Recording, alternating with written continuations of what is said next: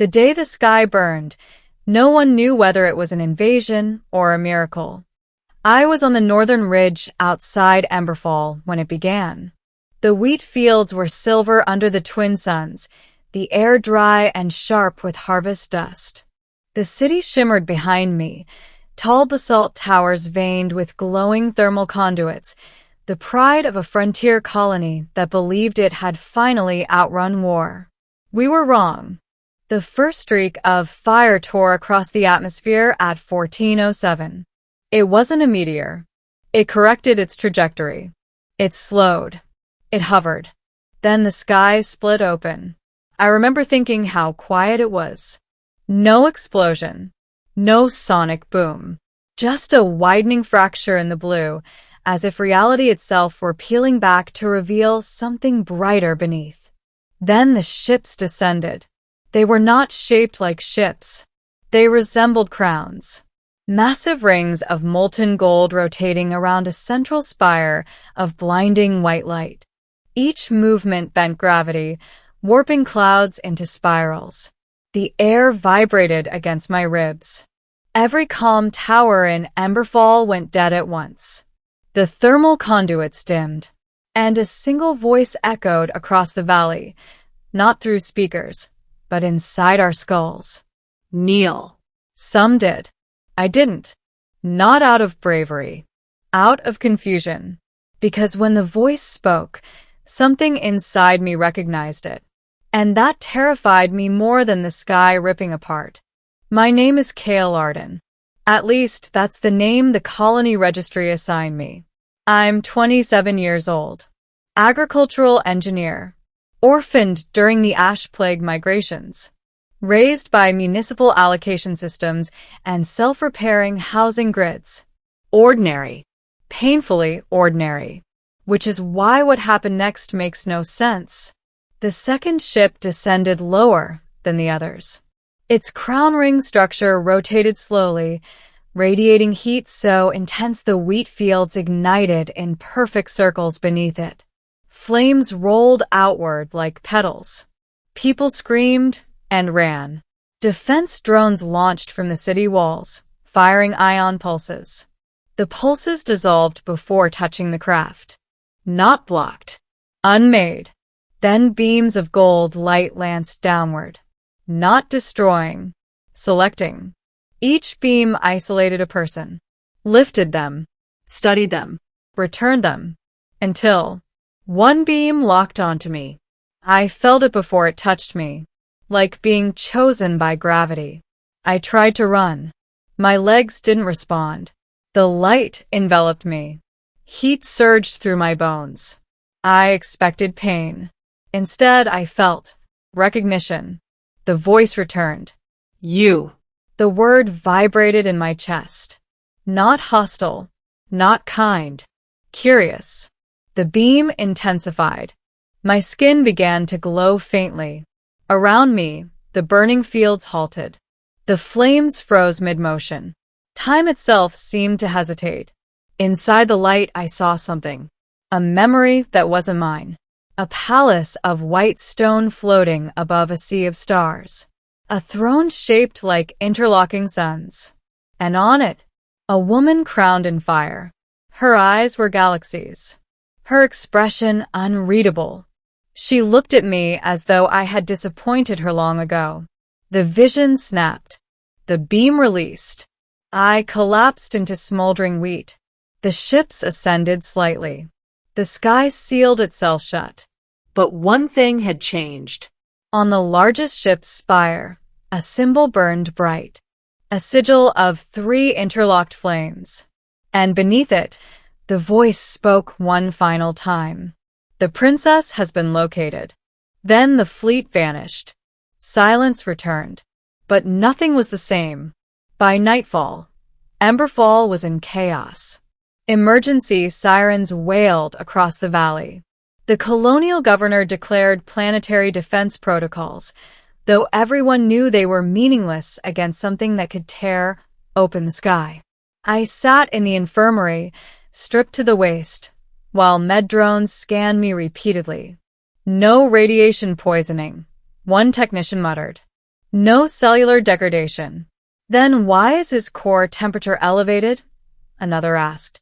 I watched the thermal display projected above me. My body glowed faint orange, like embers under ash. I feel fine, I said. That wasn't entirely true.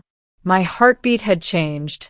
Slower, stronger, and there was heat beneath my sternum that hadn't been there before. Not burning, waiting. Governor Havoc arrived just before midnight. Short, severe, perpetually sweating, a man who had built his career on keeping Emberfall stable. He dismissed the medical staff and stared at me as if I were an unexploded device. You were singled out, he said. Yes. Do you have any idea why? No. He paced once. They said the princess was located. I heard. We don't have royalty on this colony. I'm aware. His gaze sharpened. Unless you're not who we think you are. I laughed softly. If I'm secretly a princess, Governor, this is a strange way to find out. He didn't smile. You glowed. So did the wheat. You didn't burn. Neither did the fields. I realized the fire had stopped the moment the beam released me. As if obeying an unseen command. Havoc leaned closer. Whatever those things are, they came here for you. The weight of that settled slowly. I didn't ask them to. That may not matter. At 3:12, the sky opened again. This time without ships. Just a vertical line of golden light descending like a blade. It cut into the valley beyond the city. Sensors registered no impact. No explosion. Just energy. Pure and stable. A doorway. Havoc ordered drones to investigate. None returned. Then the voice echoed again. Bring him. No ambiguity. No threat. Just certainty. The city council argued for evacuation. But evacuation to where? We were a frontier world. 3 months from the nearest Alliance fleet. And the doorway pulsed patiently in the dark. Waiting. For me. By dawn, the decision was made. I would go. Voluntarily.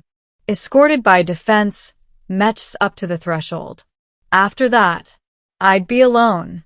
They dressed me in heat-resistant combat weave, though something in me suspected it would be unnecessary. As the transport carried us toward the light, I stared at the horizon.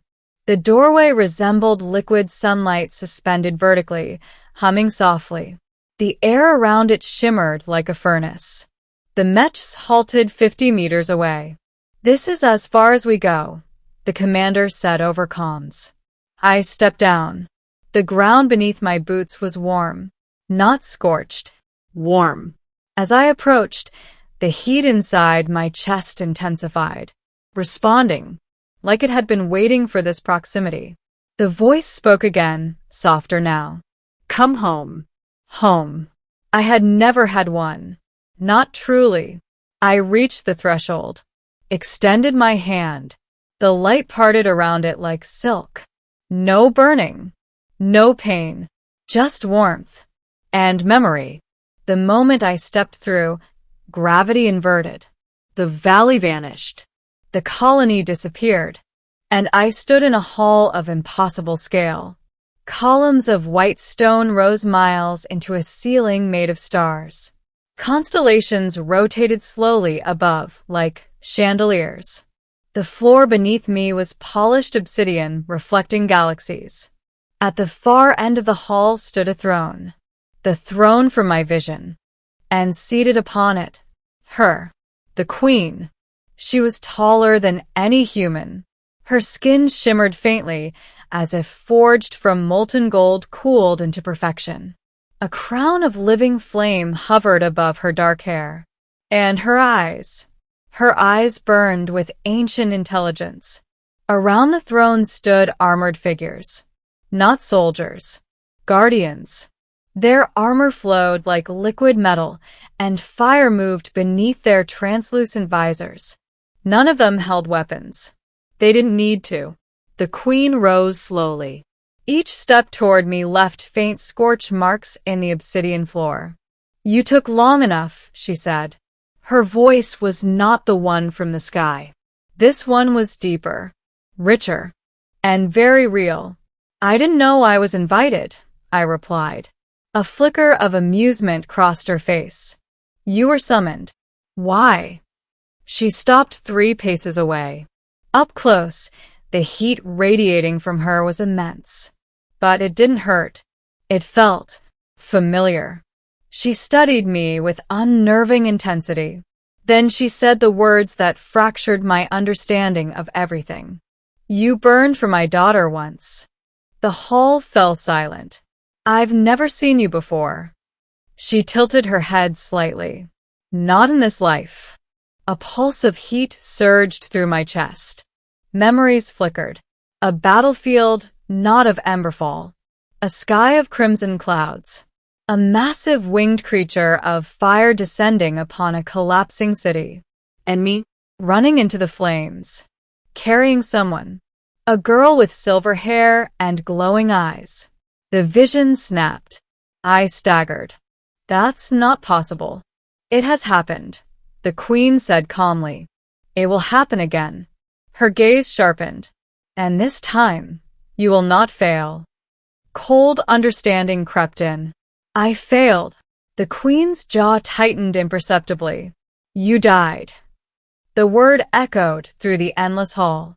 For her. Silence stretched. My heartbeat thundered in my ears. "You think I'm someone else," I said. "No," she replied. "We are certain." She stepped closer. So close I could see faint scars across her hands. Burn marks. Ancient.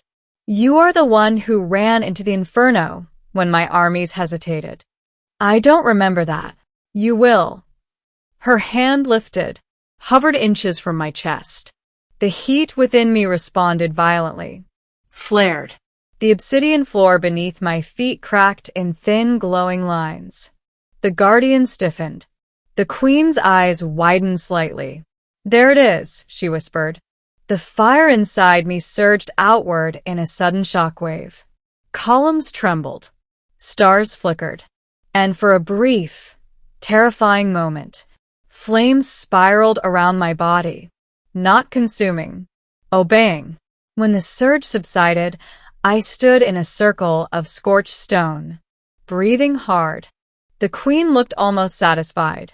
"My daughter has awakened," she said quietly. I stared at her. "What does that mean?" She turned toward the throne. "Bring her." From behind the columns emerged a figure draped in white. Slender, graceful. Her silver hair cascaded over her shoulders. And when she lifted her face, the heat in my chest roared. Her eyes were suns. Young, but ancient. And when she saw me, they filled with tears. "You came back," she whispered. The words struck deeper than any blade. I took an involuntary step toward her.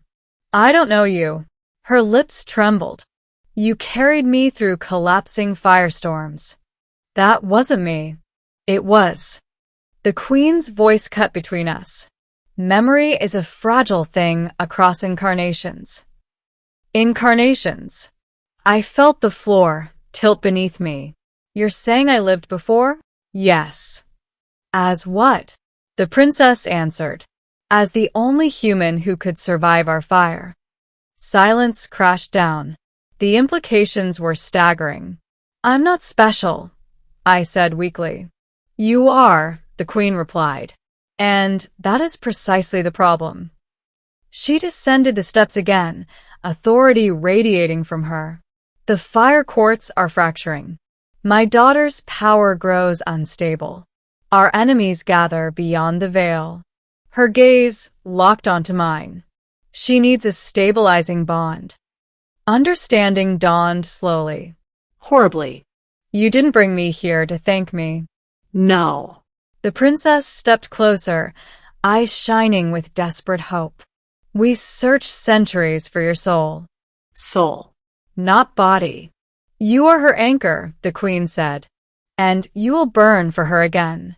I swallowed. And if I refuse? The temperature in the hall rose subtly. You will not. It wasn't a threat. It was a statement of belief. But something inside me rebelled. I didn't choose this. The princess flinched. The queen's expression hardened. You chose it once. I don't remember choosing. Memory is irrelevant. My jaw tightened. Not to me. Silence stretched. The queen studied me differently now. Measuring. Recalculating. Finally she spoke. Very well. She turned to her guardians. Prepare the proving. He doubts, the queen said calmly. He will see. The guardians moved instantly. Massive doors opened behind the throne, revealing a corridor of living flame. The queen looked back at me. If you are not who we believe, the firelight reflected in her eyes. You will turn to ash. The princess reached for my hand. Her touch was warm, not burning. Please, she whispered. I didn't know her. Didn't remember saving her. Didn't understand why my body answered her presence like gravity. But as the flames in the corridor roared higher, I realized something. Whatever I was no longer ordinary. And whatever waited in that chamber would decide whether I was a man or a myth reborn. I stepped forward into the fire chamber. The princess's eyes widened. Mother,